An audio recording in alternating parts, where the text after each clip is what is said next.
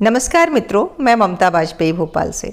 मेरी हरी भरी छत पर आपका स्वागत है। लीजिए, मैं फिर हाजिर हूँ नए वीडियो और नई जानकारी के साथ। आप देख रहे हैं इंडियन टेरेस गार्डनिंग आर्ट, और आज की वीडियो का विषय है कि जो नए गार्डनर्स होते हैं, जो बिगिनर्स होते हैं, उनसे छोटी छोटी क्या गलतियाँ होती हैं जिसकी वजह से उन्हें सफलता नहीं मिलती। इसी विषय पर विस्तार से बात करेंगे। और जो ये गलतियाँ न हो, इसके लिए आपको, अगर आप चाहते हैं कि आपको पूरी जानकारी हो, तो मेरी एक सीरीज है फ्री गार्डनिंग क्लासेस, जो मेरे चैनल पर आप प्लेलिस्ट में जाके देख लेंगे तो 12-15 मेरे ख्याल से वीडियो हैं। वो अगर सारे देख लेंगे तो डिटेल में आपको जानकारी मिल जाएगी। और आज तो मैं केवल वो गलतियों के बारे में बात करूँगी जो शुरू में मैंने भी की। होता क्या है कि जब हम नए होते हैं, ख़ास करके जब महानगर में रह रहे होते हैं, हमने कभी मिट्टी भी नहीं छुई होती, तो हमें बेसिक भी कुछ भी पता नहीं होता। तो नंबर 1 की जो गलती होती है वो अक्सर बिगनर्स करते हैं, जिन्हें ये भी नहीं अंदाज़ा होता कि पॉट में एक होल होना चाहिए।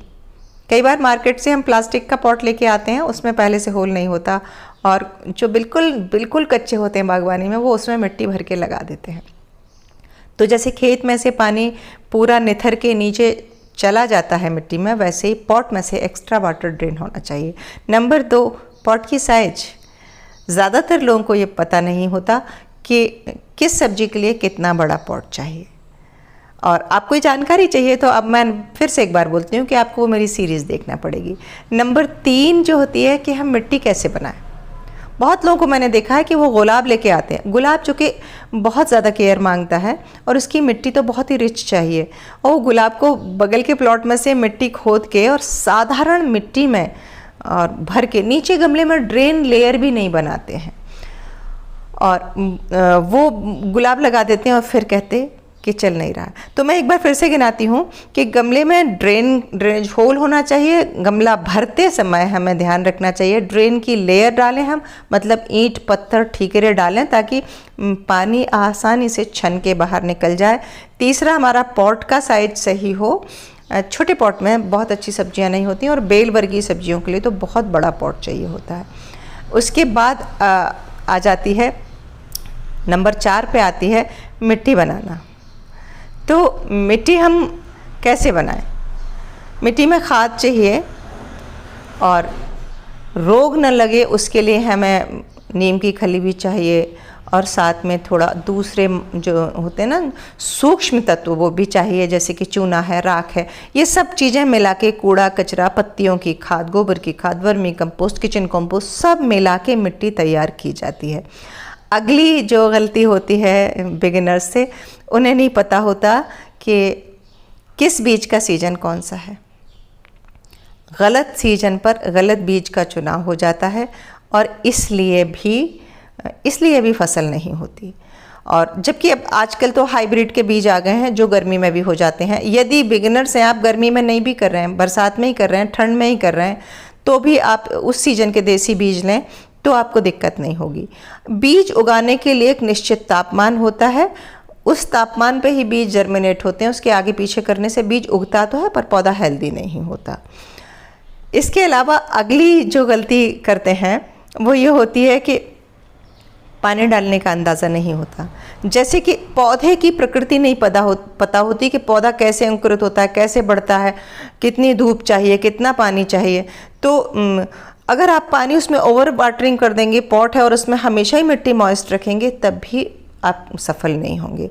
और यदि आपकी मिट्टी ऐसी है जिसमें पोरोसिटी नहीं है, लेस वाटरिंग हो गई, तब भी आप सफल नहीं होंगे। और जैसे कि पौधा जब फूल पर होता है तब अधिक पानी देने से, ये मिर्च, बैंगन, टमाटर और भी दूसरे पौधों में होता है, ये मैंने बहुत बार सिखाया। ज़्यादातर बिगनर्स को ये पता नहीं होता कि फ्लावरिंग पे पौधे में मोर वाटरिंग नहीं करना है। अगली एक छोटी सी गलती होती है कि सनलाइट का पता नहीं होता कि कितनी धूप में चलेगा। कुछ पौधे हैं, जैसे कि हमारी भाजियाँ हैं, और जो कंद वर्गीय पौधे हैं, मूली है, गाजर है, सलजम है, इनको थोड़ा कम धूप भी मिलेगी तो चल जाएगी। वैसे तो सब्जियां, सारी ही सब्जियां फुल सनलाइट में होती हैं, और जब मैं फुल सनलाइट कहती हूँ तो उसका मतलब होता है 8 घंटे की तो कम से कम धूप। तो किस गमले को कहाँ रखें? यदि हमने भाजियां लगाई हैं तो उन्हें कहाँ रखें। अगली गलती क्या होती है कि जब हम गर्मी में उगाते हैं, मौसम हमें पता नहीं होता, गर्मियों में भी सब्जी बो देते हैं हम, तो गर्मी में कैसे केयर करें। गर्मी की केयर बिल्कुल अलग होती है। तो वो पौधा जिसको फुल सनलाइट में अभी बोल रही हूँ, वो गर्मी में लेस सनलाइट मांगेगा, तब उसका डायरेक्शन देखना पड़ेगा कि उसको सुबह की ही धूप लगे, शाम की लौटती वाली धूप पौधों को झुलसा देती है, ये पता नहीं होता। इसके अलावा खाद की कितनी मात्रा रखें। अक्सर मैंने देखा है कि जब वो बिगिनर्स होते हैं तो वो निश्चित है कि यूट्यूब चैनल देखते हैं या जानकारी इकट्ठी करते हैं, तब वो अक्सर ज़्यादा खाद डाल देते हैं, और ज़्यादा खाद डालने से भी पौधा जल जाता है। ये बहुत छोटी छोटी हैं। खाद बहुत ज़्यादा कभी मिट्टी को नहीं चाहिए होता है, संतुलित चाहिए होता है। थोड़ा खाद भी डालेंगे तब भी हमारा काम बनेगा। इसके अलावा कीटनाशक का बिल्कुल नहीं पता होता। ऑर्गेनिक खेती करना चाहते हैं पर बिल्कुल उन्हें अंदाज़ा नहीं होता कि कैसे करें। तो नीम ऑयल की भी बात, अगर जैसे वो कहीं देख लेते हैं कि नीम ऑयल स्प्रे करना है, तो वो प्रॉपर घुलता नहीं है, क्योंकि उन्हें ये अंदाज़ा नहीं होता कि उसमें साबुन कैसे मिलाएं।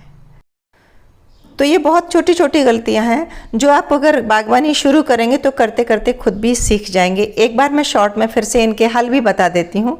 जैसे कि आप नीम ऑयल स्प्रे कर रहे हैं तो उसमें साबुन इसलिए मिलाया जाता है ताकि ऑयल पानी में अच्छे से घुल जाए और बहुत अच्छे से शेक करें। साबुन की ज़्यादा मात्रा पौधों को नुकसान करती है, इसलिए साबुन ज़्यादा न मिलाएं। इसके अलावा अगर आपने नीम ऑयल लगातार जल्दी जल्दी स्प्रे किया है तो दूसरे दिन साफ़ पानी से धो भी दें, क्योंकि वो 12 से 24 घंटे में कीड़ों पर जो असर होना है वो तो हो ही जाएगा, लेकिन साबुन धुलना चाहिए। ज़्यादा साबुन नुकसान करेगा। मिट्टी में आप 30 से 40% और मैक्सिमम 50% खाद मिलाएं। बस इतनी छोटी छोटी जानकारी आप इकट्ठी कर लेंगे, और इस जानकारी के साथ अगर शुरू करेंगे गार्डनिंग तो आप पक्का उगा सकेंगे मेरी तरह सब्जियां।